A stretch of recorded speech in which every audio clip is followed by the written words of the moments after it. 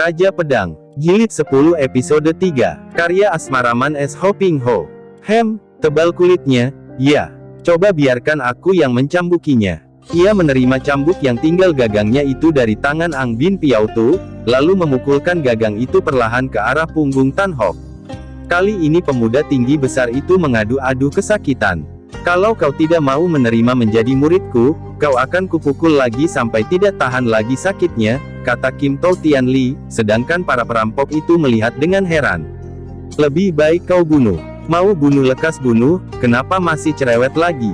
Tan Hok memaki dengan suara lemah karena dia merasakan nyeri yang hebat akan tetapi matanya masih melotot berani.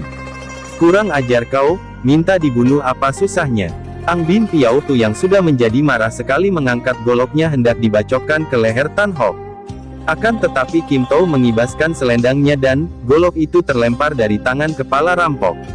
Jangan lancang, Kim To Tian Li membentak, matanya yang bening mengeluarkan cahaya berkilat. Kagetlah kepala rampok itu dan cepat dia berlutut. Kau dan teman-temanmu harus mentaati perintahku. Kami mentaati, Tian Li, jawab kepala rampok itu. Mulai sekarang, anggaplah kami sebagai anak buah Tian Li. Kim To Tian Li tertawa manis. Baik, aku ingin melihat apakah kalian cukup setia. Tak jauh dari sini, di puncak gunung Hek Miao San, terdapat sebuah kelenteng. Wesio di kelenteng itu adalah anak murid Xiao Lim Pai. Kau kesanalah dan lakukan ini. Wanita ini lalu mengajak kepala rampok menjauhi Tan Hok dan berbisik-bisik sambil menyerahkan beberapa buah pek lianting yang tadi ia kumpulkan. Kepala rampok mengangguk-angguk, kemudian bersama kawan-kawan dia meninggalkan warung itu. Pang Kui tidak ikut karena dia memang bukan anak buah Ang Bin Piao Tu lagi.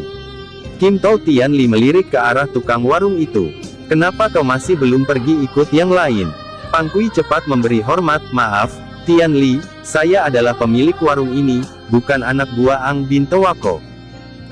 Kalau begitu lekas mayat kakek itu. Kubur dia jauh-jauh. Pang Kui mendongkol sekali, akan tetapi dia tidak berani membantah. Baiknya mayat kakek itu tidak besar dan tidak berapa berat, maka dia segera memanggulnya dibawa ke belakang. Setelah Pang Kui pergi wanita itu berlutut mendekati Tan Hok. Senyumnya makin manis dan matanya bersinar-sinar aneh. Dirabanya dada Tan Hok yang bidang dan kuat. Orang yang kuat dan gagah, katanya perlahan setengah berbisik. Tan Hok, kenapa kau berkeras kepala? Kau ikutlah aku dan kau akan hidup penuh kesenangan. Aku kasihan kepadamu. Tan Hok adalah seorang pemuda yang selain masih hijau, juga jujur dan bodoh, tidak dapat mengerti akan maksud tersembunyi dalam kata-kata dan sikap wanita itu, dianggapnya bahwa betul-betul orang itu kasihan kepadanya. Hal ini mengingatkan keadaannya, bahwa gurunya, satu-satunya orang di dunia ini yang ada hubungannya dengan dia telah mati, maka matanya lalu basah dan dia menangis. Kim To Tian Li mengusap-usap pipi pemuda itu, dan berkata, jangan berduka, anak manis. Biar ku sembuhkan kau dan kau ikutlah aku. Jari tangannya yang hayus itu menotok pundak dan punggung dan di lain saat Tan Hok sudah pulih kembali tenaganya dan dapat bergerak seperti biasa. Akan tetapi ketika dia melihat wanita itu merangkulnya dan hendak membantunya berdiri dengan sikap yang mesra, dia merasa juga bahwa hal ini tidak sewajarnya dan bukan sepatutnya. Maka dia meronta dan melepaskan diri. Tan Hok, mari kau ikut pergi ke tempatku. Mulai detik ini kau selain menjadi muridku, juga menjadi teman baikku, kata Kim To Tian Li dengan senyum dan lirikan mata yang genit memikat. Tan Hok tidak mengerti maksudnya, aku tidak bisa ikut. Denganmu, juga aku tidak mau ikut. Kau sudah membunuh guruku, mana bisa aku menjadi muridmu? Apalagi menjadi teman baik. Mulai sekarang, kau adalah musuhku. Kim To Tian Li kaget dan kecewa. Orang goblok, aku kasihan dan suka kepadamu, ingin menolongmu. Masa kau tidak mau terima?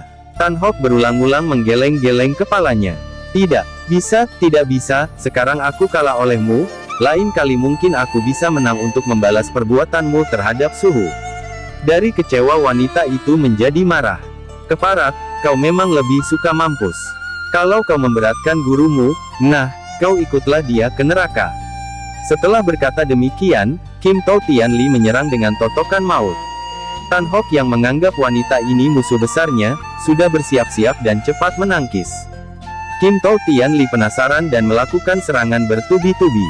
Tingkat kepandaian wanita ini sudah lebih tinggi daripada Tan Sam, mana bisa Tan Hok melawannya. Baru 3 jurus saja pemuda ini sudah terjungkal oleh sebuah tendangan. Kim Tao Tian Li melangkah maju, menggerakkan selendangnya hendak memukul ke arah kepala Tan Hok. Kim Li, tahan, jangan bunuh orang. Tiba-tiba terdengar suara keras dari luar warung dan seorang pemuda yang tampan dan gagah melompat masuk. Kim Tao Tian Li menahan serangannya dan cepat sekali muka yang beringas itu kembali penuh senyum dan lirikan manis, lah segera berpaling dan menyambut kedatangan pemuda itu dengan girang. Kui Koko, kakak Kui, kau sudah menyusul ke sini.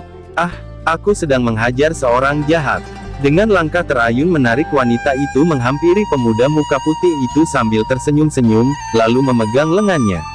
Pemuda itu menoleh ke arah Tan Hok, mukanya memperlihatkan rasa malu karena sikap mencinta wanita itu diperlihatkan di depan orang lain. Pergilah dan ubah jalan hidupmu, jadilah orang baik-baik, katanya kepada Tan Hok.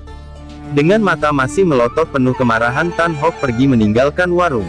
Hatinya panas dan mendongkol sekali kepada wanita itu yang selain sudah membunuh gurunya, melukainya juga melakukan fitnah kepada dirinya terhadap pemuda muka putih yang menolongnya itu.